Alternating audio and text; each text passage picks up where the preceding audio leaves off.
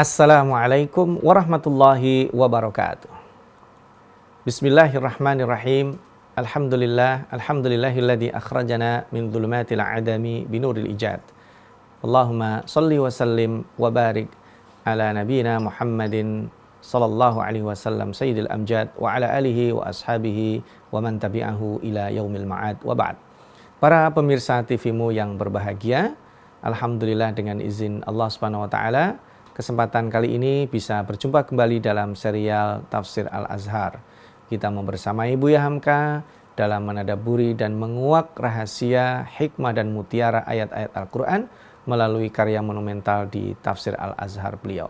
InsyaAllah pada kesempatan kali ini kita akan menadaburi dua ayat dari surat Al-Baqarah, yaitu ayat 259 dan 260. Mohon izin saya bacakan ayatnya.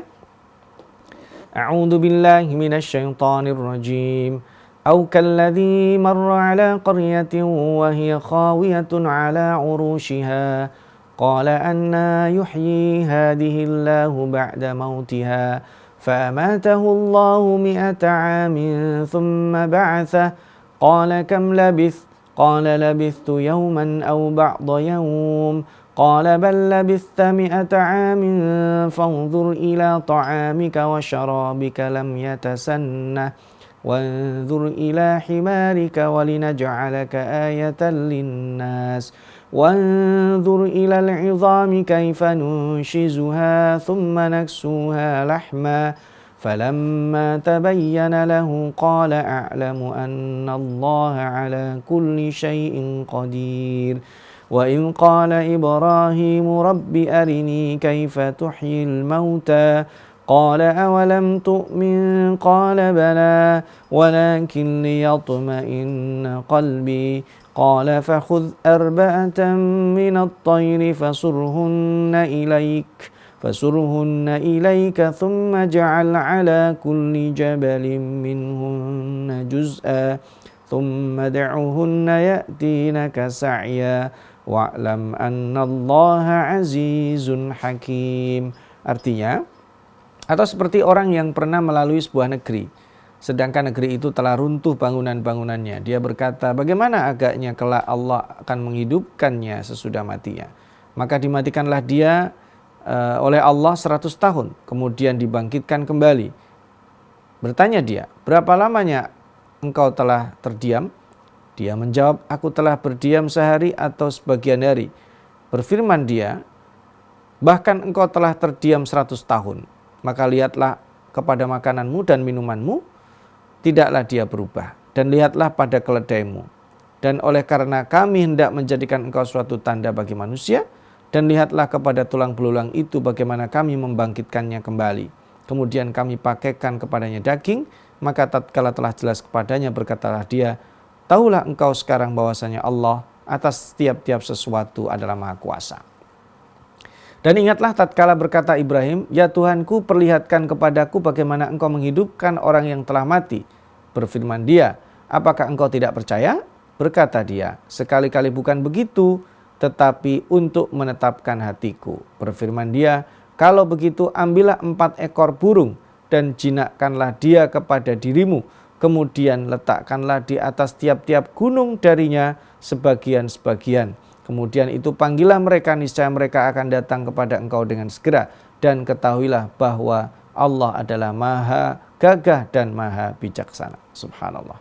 Ini 2 ayat yang kalau kita kupas tidak akan cukup waktu kita. Tetapi mari kita bersama Buya Hamka bagaimana mengupas 2 nabi yang berbeda. Yang satu disebut sebagai Nabi Ibrahim, jelas secara literal. Yang satu tidak disebutkan namanya, tapi dalam tafsir-tafsir dan khazanah buku-buku penafsiran Al-Quran disebut sebagai Nabi Uzair. Nah ini tidak disebutkan siapa orang yang melewati kampung atau negeri itu. Tapi yang dimaksud negeri itu adalah negeri Palestina atau Baitul Maqdis yang sudah dihancurkan oleh Raja Nebukadnezar. Jadi sudah hancur di sana, tidak ada kehidupan, orang-orang sudah tidak ada. Dia berkata kepada Allah, Anna yuhyi hadhillahu ba'da mautiha. Anna itu artinya bagaimana. Ya, Kalau bagaimana itu artinya bagaimana mungkin. Kalau di bawah artinya kaifa tuhyil mauta. Kaifa itu artinya bagaimana, tapi menandakan pertanyaan pada tata cara. Kalau anna yuhyi hadhillah, bagaimana mungkin nanti Allah bisa membangkitkan dari kehancuran ini. Karena saking parahnya itu, gimana nanti Allah bisa bangkitkan dia? Dia bertanya, dia yakin bisa, tapi bagaimana nanti itu membangkitkan? Maka pertanyaannya adalah anna. Anna itu bagaimana, yang berarti menandakan bagaimana mungkin gitu. Tapi kaifa tuhyil mauta. Bagaimana Anda menghidupkan? Berarti Nabi Ibrahim bertanya tata cara. Nabi Uzair bertanya substansi menghidupkan orang mati. Jadi gimana itu? Kok bisa gitu? Ya bisa. Maka Allah Subhanahu wa taala tunjukkan kekuasaan pada dua nabi ini. Yang pertama Nabi Uzair ditunjukkan dengan cara Allah mewafatkannya selama 100 tahun lalu dihidupkannya dengan kondisi seperti itu. Sedangkan Nabi Ibrahim di sini kemudian diajarkan, terlibat langsung. Kalau Nabi Uzair itu hanya bertanya gimana mungkin, maka Allah tunjukkan sangat mungkin, substansinya tersampaikan. Sementara ketika Nabi Ibrahim bertanya bagaimana caranya, maka Allah menuntunnya secara langsung untuk belajar bagaimana Allah menghidupkan sesuatu yang sudah mati. Nah ini yang pertama yang kita perlu untuk pelajari. Maka bagaimana agaknya kelak Allah akan menghidupkan sesudah mati? Ini pertanyaan yang timbul dari Nabi karena melihat kenyataan hancur yang lebur di negeri itu yang tidak ada bekas-bekasnya. Bukan dari keraguan. Maka ahli tafsir itu kemudian juga bisa sebagian menyamakan kisah ini dengan kisah tertidurnya Ashabul Kahfi yang ada di dalam gua lebih dari 300 tahun lamanya. Dan tentunya nanti penjelasan lebih detailnya insya Allah kita akan bicarakan dan kita lanjutkan setelah jeda yang berikut ini. Para pemirsa, ketika Uzair bertanya bagaimana mungkin Allah menghidupkan, maka Allah mewafatkannya. Dan kata-kata dikatakan di sini fa'amatahullah itu tidak benar-benar dimatikan dalam artian dicabut nyawanya, tetapi ini seperti halnya Ashabul Kahfi. Buya Hamka mengambil pendapat ini. Ketika orang tidur itu maka disebut dengan diwafatkan. Ya, ruh itu tidak dikembalikan kepadanya sehingga tidurlah dia buat selama-lamanya. Itu yang disebut dengan kematian. Kalau dikembalikan lagi, maka itu disebut dengan diwafatkan, tadi ditidurkan. Nah, ketika dibangunkan dia, setelah tertidur 100 tahun, dia menjawab, aku tidur sehari atau setengah hari. Demikian karena dia saking nyenyaknya tidur. Perasaan telah dicabut dari badannya, perasaan lelahnya semua dicabut sehingga dia merasa enak. Dan kita kadang juga ngerasa saya tidur seharian ini atau setengah hari ini karena saking lelahnya dan saking merasa menikmati tidur itu. Nah, kita tidur bisa sepanjang malam dapat merasakan hanya sebentar saja. Padahal orang yang matanya tidak mau tertidur dan berbaring di dekat kita merasa malam terlalu panjang. Jadi kalau saking nyenyaknya 100 tahun itu dia merasa sehari atau setengah hari. Dan itu menandakan bahwa waktu itu ternyata relatif. Ya, sangat relatif sekali. Jadi ini Allah ingin mengajarkan kepada kita waktu itu relatif. Bagi Allah Subhanahu wa taala 100 tahun gampang. 100 tahun bagi hitungan orang. Tapi bagi orang yang bersangkutan dibuatnya hanya sehari atau setengah hari. Dan itu terbukti 1 jam bagi orang itu berbeda.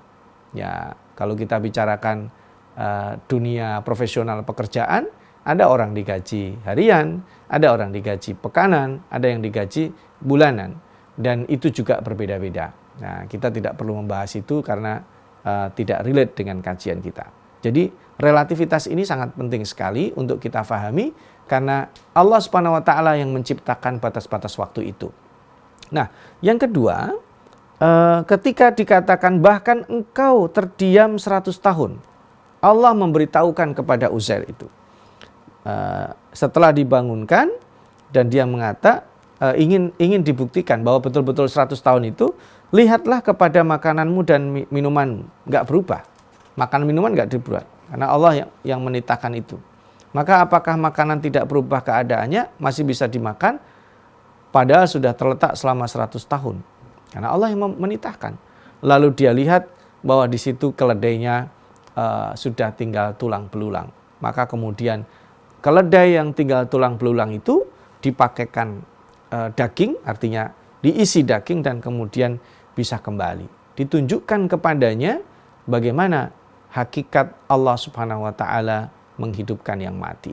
Nah, ini kisah pertama yang bisa kita faham ketika wandur ilal idhami kaifa nunsizuha thumma naksuha lahma. Ketika sudah qala a'lamu annallaha ala kulli syai'in qadir. Dia menjadi faham saya bahwa Allah terhadap segala sesuatu itu maha sempurna, maha berkuasa. Nah, sekarang kita pindah pada kisah kedua yang lebih menantang.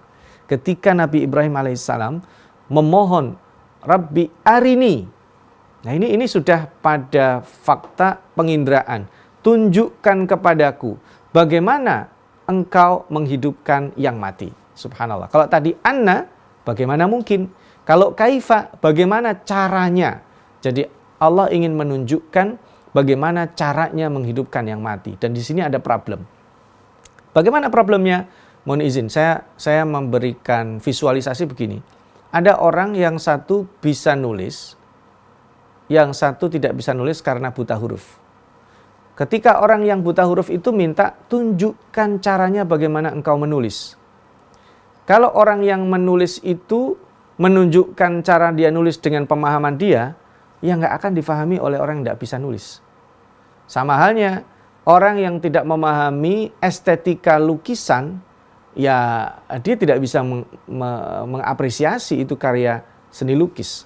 Seseorang yang tidak tahu seni musik, dia tidak bisa mengapresiasi itu.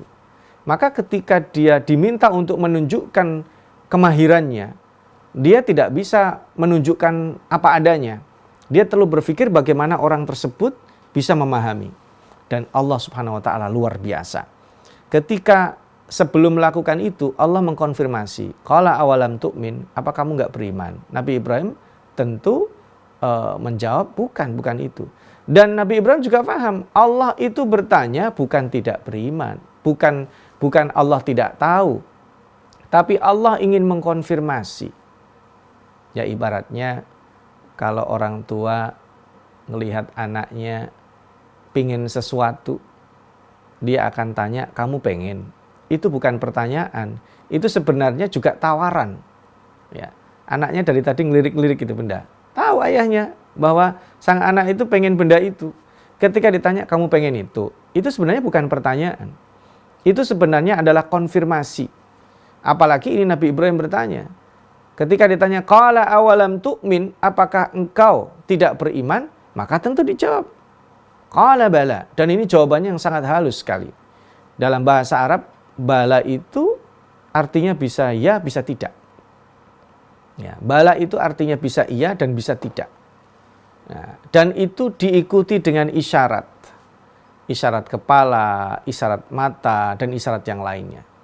Dan bala itu juga tergantung konteksnya. Ketika ditanya, apakah engkau tidak beriman? Qala bala. Nah, ini bala iya. Ia tidak beriman apa ia beriman? Nah, maka ini adalah etika, adalah tingkat tinggi ketika seseorang ditanya dengan dua jawaban yang menggunakan jawaban kontekstual. Jadi dalam bahasa Arab, jawaban bala itu menunjukkan ketinggian adab. Ketika seseorang ditanya orang tua, dia menjawab bala. Ya. Apakah engkau lapar? Bala. Nah, ketika dia, apakah engkau lapar? Bala, dengan menganggukkan kepala, maka dia lapar sungguhan. Ketika dia tanya, apakah engkau lapar? Bala, tapi dia gelengkan kepala, itu artinya dia tidak lapar. Itu adalah etika di dalam menjawab.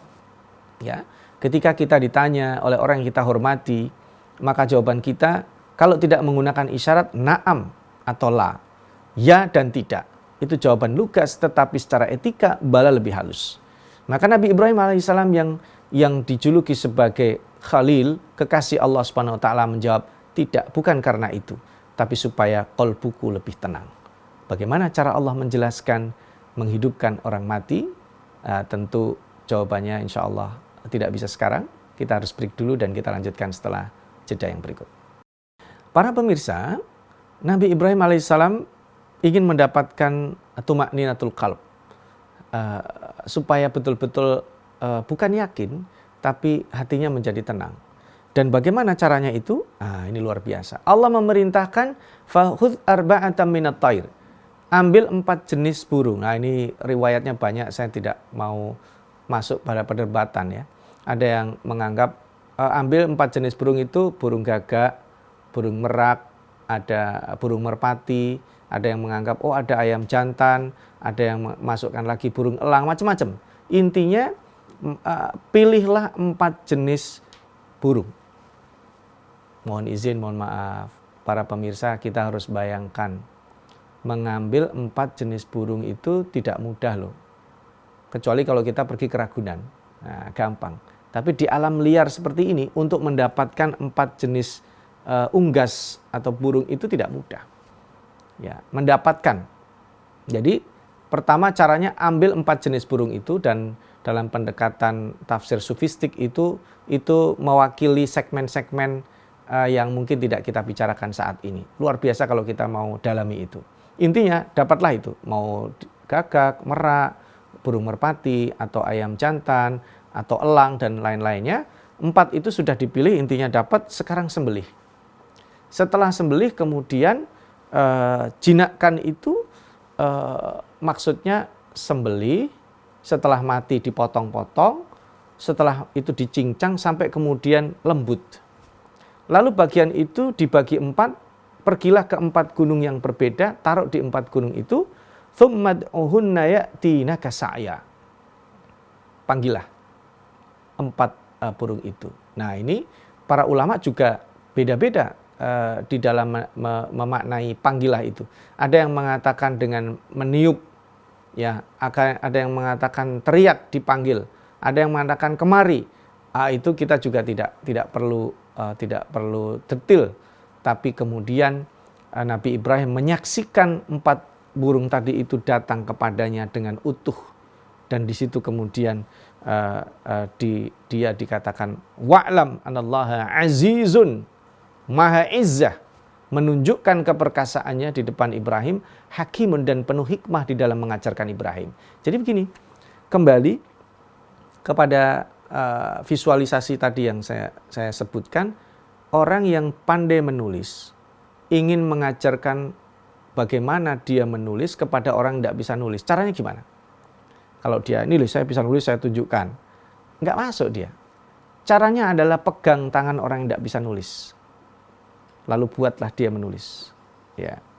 Jadi menggerakkan tangannya ikut nulis. Diajarkan ikut nulis. Kemudian setelah terbentuk tulisan, orang tersebut akan, wah, tulisannya bagus sekali, ternyata aku bisa menulis. Dia tidak sadar bahwa sebenarnya bukan dia menulis, dia digerakkan oleh temannya yang tadi bisa nulis. Lalu kemudian dikasih tahu sebenarnya nulis bukan ente. Ente hanya diajarkan bisa menulis oleh saya. Maka Nabi Ibrahim juga begitu. Nabi Ibrahim alaihissalam itu terlibat, menyaksikan langsung sehingga terasa sekali. Karena pertanyaannya apa tadi? Kaifa tuhyil mauta. Kalau Nabi Uzair tadi apa? Anna. Bagaimana mungkin? Ditunjukkan substansinya udah cukup. Tapi karena Nabi Ibrahim bertanya, kaifa tuhyil mauta? Bagaimana caranya? Nah, Nabi Ibrahim ini luar biasa.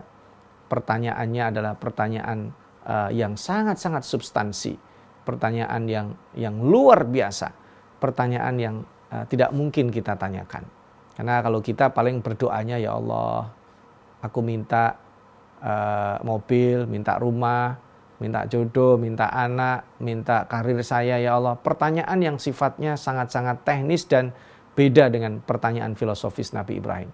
Kaifatuhil mauta itu adalah ingin menambahkan tadi kisah Ibrahim yang sebelumnya sudah punya tauhid, itu ingin secara teknis Nabi Ibrahim mengajarkan pada dirinya menerima bahwa Allah sangat luar biasa dalam menghidupkan. Dan itu perlu bagi seorang dai dan nabi, cara dia nanti akan menyampaikan.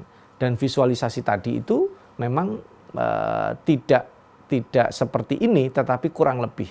Ketika Nabi Ibrahim dia ditunjukkan dan dia merasa seolah-olah terlibat dalam menghidupkan, maka Nabi Ibrahim ditegur oleh Allah, wa'lam, ketahuilah begitu loh caranya aku menghidupkan. Maka kata-kata ya'tinaka sa'ya itu sangat-sangat menggetarkan Nabi Ibrahim, dan Nabi Ibrahim mendapatkan feel-nya, mendapatkan rasanya mentauhidkan Allah Subhanahu wa taala, maka disebut annallaha azizun hakim. Ada takeaway lesson yang bisa kita bawa pulang para pemirsa dari dua ayat ini. Yang pertama, kisah Nabi Uzair yang melewati Baitul Maqdis yang porak-poranda dihancurkan Nebukadnezar. Bagaimana Allah bisa menghidupkan? Allah tunjukkan. Dia dimatikan 100 tahun. Allah tunjukkan relativitas waktu. Allah tunjukkan bahwa yang berkuasa mutlak adalah Allah. Maka kita berdoa, diberikan keberkahan Allah. Bisa jadi kita dikasih usia tidak sepanjang usia kaum Nabi Nuh, tapi kita memiliki keberkahan. Karena yang membuat keberkahan waktu adalah Allah Subhanahu wa ta'ala.